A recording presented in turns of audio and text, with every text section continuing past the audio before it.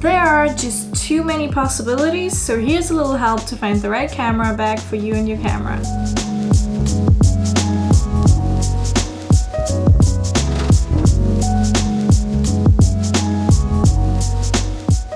Hi, I'm Natalie Podena, and today I'm gonna help you pick the right camera bag for you and nobody else. I have two, one from Lowepro and one from Canon, and those are simple examples and no recommendations whatsoever. What I like the Lowepro for, it's spacious and has room for two camera bodies, lenses, drones, action cameras, small tripods, a huge tripod. My MacBook fits in easily in anything else I would need. For smaller shoots where I just need one camera and like two lenses, I throw everything into my small Canon bag that came with my camera.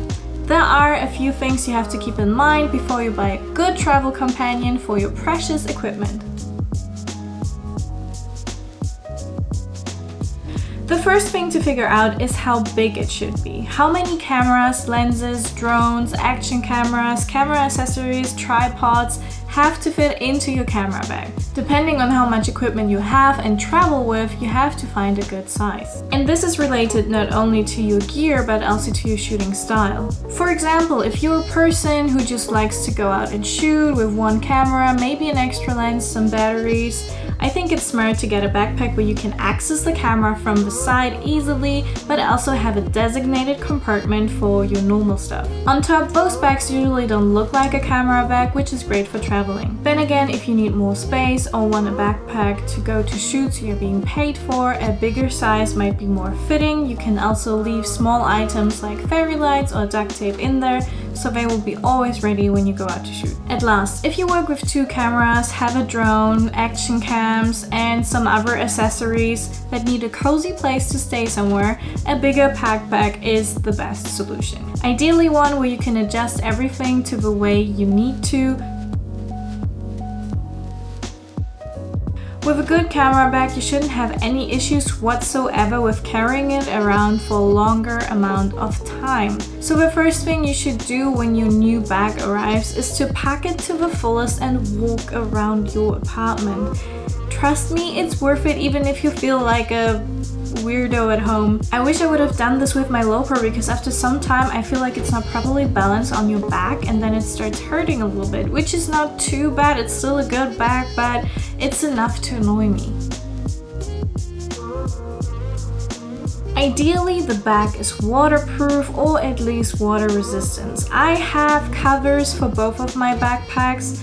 The one with the Canon is detachable, which is quite nice because when it's soaked wet, you can just leave it to dry. The one with the Lowepro is not detachable. An advantage is you don't forget it, but on the other hand, when it's soaked wet, it's just hanging around your backpack. Another issue I run into with the Lowepro is when you pull up the cover and pull it over the backpack, you have to make sure to get all the zippers and really pull it up to the fullest, because otherwise the zipper might get some rain.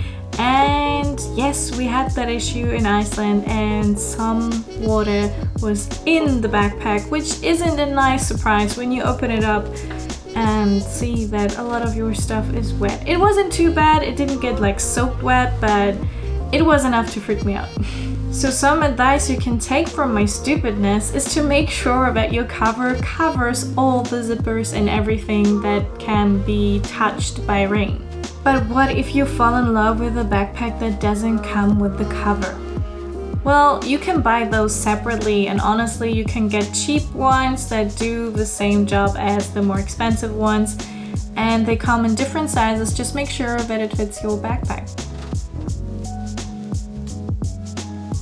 Last but not least, design. I know it sounds stupid, but if you're into those travel shots where you're with your back to the camera and everyone sees your backpack, just make sure you pick something that is aesthetically pleasing to some extent, and when in doubt, pick a black one. That always does the trick.